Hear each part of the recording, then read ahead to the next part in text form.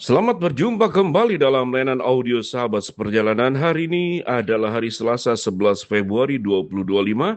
Tema renungan saat teduh kita dengan judul Di Saat-Saat Terakhir. Firman Tuhan terambil dalam Yohanes 19 ayat 25 sampai dengan ke-27. Dan dekat salib Yesus berdiri ibunya dan saudara ibunya Maria, istri Klopas dan Maria Magdalena. Ketika Yesus melihat ibunya dan murid yang dikasihinya di sampingnya, berkatalah ia kepada ibunya, "Ibu, inilah anakmu." Kemudian katanya kepada muridnya, "Inilah ibumu." Dan sejak saat itu, murid itu menerima dia di dalam rumahnya. Mari kita berdoa. Bapa yang di dalam sorga, kami ingin belajar di saat-saat sampai ujung kehidupan kami berbuat kebaikan demi kebaikan buat kemuliaan Allah. Di dalam nama Tuhan Yesus kami berdoa, amin. Shalom sahabat seperjalanan yang dikasihi Tuhan. Di saat-saat terakhir, apa yang dimaksud dengan di saat-saat terakhir? Di saat-saat terakhir tatkala seseorang akan menghadapi kematian, ada banyak tingkah laku yang bisa kita lihat. Apalagi sebagai hamba Tuhan yang sudah jadi pendeta puluhan tahun, maka seringkali bertemu melayani jemaat untuk menghadapi sebuah kehidupan di saat-saat terakhir, menemui jemaat di ICU, menemui jemaat di dalam kondisi yang saat-saat terakhir tatkala alat-alat yang ada di dalam rumah sakit kemudian berbicara tentang kondisi yang semakin buruk, lalu kemudian tanda yang menunjukkan detak jantung terhenti, maka itu adalah perkara-perkara yang menakutkan. Ada orang yang kemudian sangat ketakutan dalam kondisi yang tidak berdaya, masa tatkala dia masih berbicara, maka ada banyak percakapan-percakapan yang timbul di dalamnya. Dan seringkali bisa ada pesan-pesan yang ingin disampaikan di saat-saat terakhir orang itu akan menghadapi ajal. Lalu apa yang dilakukan oleh Tuhan Yesus di saat-saat terakhir sebelum Yesus mati? Dan dekat salib Yesus berdiri ibunya dan saudara ibunya dan Maria dan istri Klopas dan Maria Magdalena. Berarti ada kemudian di bawah salib Yesus itu ada ibunya, kemudian ada Maria istri Klopas dan ada Maria Magdalena. Semuanya bernama Maria. Maria ibu Yesus, Maria istri Klopas dan Maria Magdalena dan seorang murid yang dikasihinya yang dinilai itu sebagai Yohanes, sebagai murid yang dikasihinya. Apa di saat-saat terakhir yang Yesus ucapkan?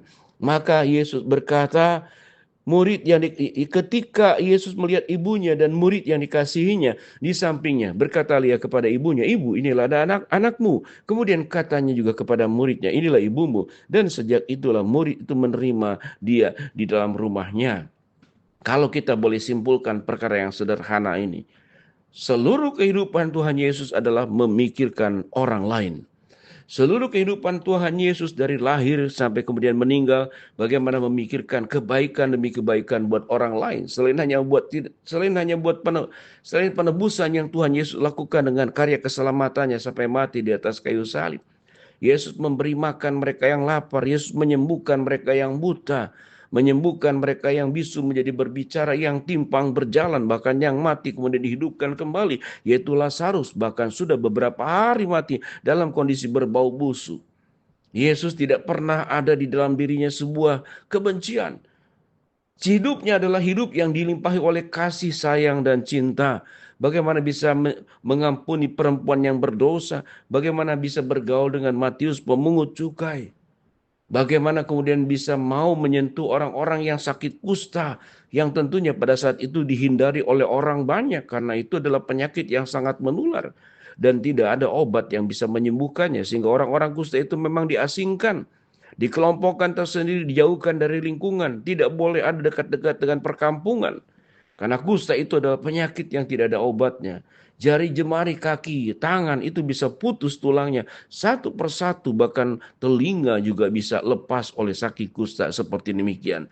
Sampai kemudian di penghujung kehidupan Yesus pun memikirkan bagaimana supaya ibunya ada yang menjaga.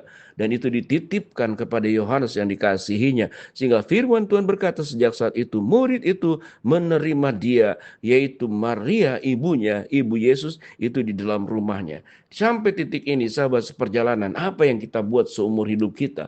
Apakah kita hanya memikirkan diri kita, saya, aku, hidup dalam keegoisan, berjuang memang rajin bekerja, tapi semata-mata untuk memperkaya diri, berjuang supaya punya jabatan yang bagus dan tinggi, tapi semata-mata buat kepentingan diri sendiri. Berjuang supaya mendapatkan berbagai macam hal kemudahan, tapi kemudahan itu hanya dinikmati oleh diri sendiri. Orang kemudian mencari uang sebanyak-banyaknya, lalu kemudian uang dikumpulkan hanya buat dipakai supaya dia bisa keliling dunia, pergi ke satu negara ke negara lain, kemudian selesailah. Semuanya juga hanya untuk diri sendiri. Tatkala punya uang yang cukup mencari makanan termahal sekalipun, ada makanan yang harganya bisa 1 juta, 2 juta, apapun bentuknya sahabat seperjalanan bisa mencari di media sosial. Itu kemudian ditempuh. Sementara ada orang pergi ke warung Tegal, pergi ke rumah makan sederhana, lalu berkata, "Bu, saya punya uang 5.000. Bolehkah saya membeli nasi dan sayur? Terserah ibu yang memberikan, diberikan apapun saya menerimanya." Pernahkah kita berpikir seperti demikian? Tatkala kita punya uang luar biasa banyaknya, kita beli kendaraan mobil. Karena kita punya rumah luas, tempat garasi luas, sampai 6-7 mobil. Minimal 2 atau 3 mobil. Tapi mobil tersebut memang tidak dipakai. Kita punya pegawai hanya untuk memanaskan mobil, mencucinya, membawa kemudian ke bengkel, dipanaskan lagi, dicuci lagi. Kadang setahun mungkin tidak dipakai sekali karena mobilnya terlalu banyak. Sementara ada orang berjuang untuk memikirkan ganti motor yang sudah tua dari seorang bapak. Dia tetap pakai motor itu sedemikian rupa, tidak berani mengganti. Karena uang yang dikumpulkannya dari jerih lelah luar biasa itu supaya anaknya jangan sampai putus sekolah. Di mana hati nurani kita tatkala Tuhan memberkati kita, kita terus hanya hidup dalam kubangan kegembiraan sendiri. Kita hidup dalam kolam kesenangan sendiri. Kita hidup sampai mati tidak pernah berbagi. Saya pernah melihat seorang yang kemudian meninggal itu memakai peti mati yang sangat mahal. Itu dari kayu jati asli. Itu ditandu oleh orang belasan. Hitung kurang lebih 20 orang mengangkat peti mati tersebut. Dan itu peti yang sangat mahal. Sampai matinya pun hidup hanya untuk diri sendiri. Tapi Yesus dari terlahir sampai matinya memikirkan hidupnya adalah untuk kita. Hidupnya adalah untuk mencintai kita. Tersalib adalah untuk kita. Mencucurkan darah pun untuk kita. Dipakukan juga itu adalah untuk kita. Sampai menjelang kematiannya pun memikirkan ibunya, memikirkan murid yang dikasihinya. Apa yang ada dalam benak dan pikiran kita dari terlahir sampai kita hidup sampai masa ini. Berapapun usiamu sahabat perjalanan. Apakah engkau 40 tahun, 50 tahun, 60 tahun, atau bahkan 70 tahun, atau bahkan ada yang 80 tahun. Apa yang engkau buat seumur hidupmu? Apakah engkau hanya memikirkan buat dirimu sendiri? Ingatlah, di saat-saat terakhir, tatkala waktu sudah berjalan sedemikian lama, dan waktu itu pada akhirnya akan selesai kita lewati. Mungkin 1 hari lagi, mungkin 1 bulan lagi, atau mungkin 1 jam lagi. Kalau Tuhan berkehendak kita dipanggil oleh Tuhan dan kita tahu, 1 jam dari engkau selesai mendengarkan sahabat seperjalanan ini, Tuhan berkata, "Pulanglah, aku akan meminta engkau mempertanggungjawabkan hidupmu." Apa yang kau lakukan di saat-saat terakhir hidupmu? Jangan sampai terlambat untuk melakukan perkara-perkara yang indah, perbuatan-perbuatan yang memuliakan Allah, perbuatan-perbuatan yang baik dan memberkati orang banyak, tidak hanya buat dirimu sendiri. Mari kita berdoa. Bapa dalam surga, terima kasih buat kebenaran firman Tuhan yang sudah kami pelajari. Hamba berdoa buat sahabat seperjalanan yang sakit, Tuhan jamah sembuhkan. Yang sedang menghadapi masalah, Tuhan bukakan jalan. Yang sedang berdoa mengharapkan sesuatu, Tuhan kabulkan dengan cara dan waktu Tuhan yang terbaik. Di dalam nama Tuhan Yesus kami berdoa. Amin. Shalom, Tuhan memberkati kita semua.